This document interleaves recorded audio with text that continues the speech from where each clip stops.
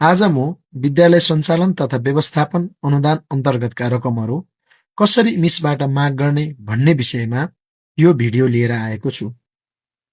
हामी browser open गरी विद्यालयको इमिसको वेबसाइट खोल्नेछौँ र यसमा हामीले विद्यालयको युजर नेम र पासवर्ड हालेर लगइन गरिसके पछाडि यो खालको तपाईँहरूले होम पेज देख्न सक्नुहुन्छ, इन्टरफेस। अनि यसमा त्यसपछि हामी रिक्वेस्ट फर्ममा जानेछौँ।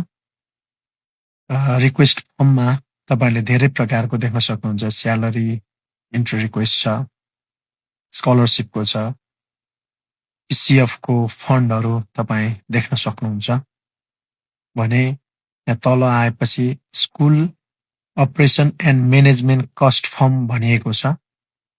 अनि जब तपाईँले क्लिक गर्नुहुन्छ भने त्यो छेउमा पुगेर क्लिक गर्दाखेरि त्यहाँ देखिन्छ र त्यसलाई हामी ओपन गर्नेछौँ। त्यो ओपन गरिसकेपछि हामी सबभन्दा पहिले सिलेक्ट इयर वर्ष छान्नेछौँ 2082 को अनि लोड गर्नुपर्ने हुन्छ। लोड गरिसके पछाडि तपाईँले तपाईँको विद्यालयमा प्राप्त हुने अनुदानका शीर्षकहरू र अनुदानका रकमहरू देख्न सक्नुहुन्छ। यसमा तपाईँले विस्तारै हेर्नु विद्यालय सञ्चालन र व्यवस्थापन अनुदान 20,000 देख्न सक्छौँ।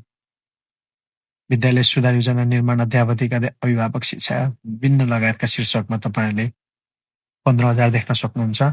अनि सोसल अडिट अनि अडिट अर्थात् लेखा परीक्षणको निम्ति 10,000 रुपियाँ तपाईँले देख्न सक्नुहुन्छ। विद्यालयमा इन्टरनेट जडान खर्च तथा सञ्चालन खर्च तपाईँले 15,000 देख्न सक्नुहुन्छ। यो चाहिँ मावि एपीमा फरक पर्न सक्छ। अनि त्यसपछि तपाईँले यहाँ पछाडि आउनुहुन्छ भने एमजिएमएल सञ्चालन भएका नयाँ एमजिएमएल सञ्चालन भएका विद्यालयको लागि 65,000 र एमजिएमएल पुरानै सञ्चालन भइरहेको विद्यालयको लागि 15,000 पनि तपाईँले देख्न सक्नुहुन्छ।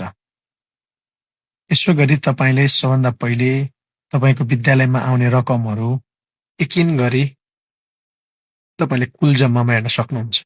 प्रिन्ट गरेर राख्नको निम्ति प्रिन्ट अप्सनमा जानेछौँ।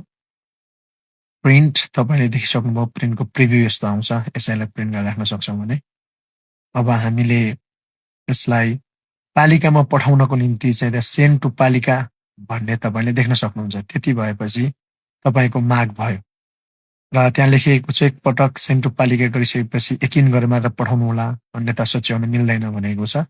अब हामीले यसलाई सेन्ड गरेर पठाइसकेका छौँ। अब यो डेटा, यो माग फारम चाहिँ तपाईँको पालिकामा सेन्ड भइसकेको छ। यसरी सबै कार्य पुरा गरिसकेपछि तपाईँको पालिकामा सेन्ड हुन्छ। हस्त, धन्यवाद।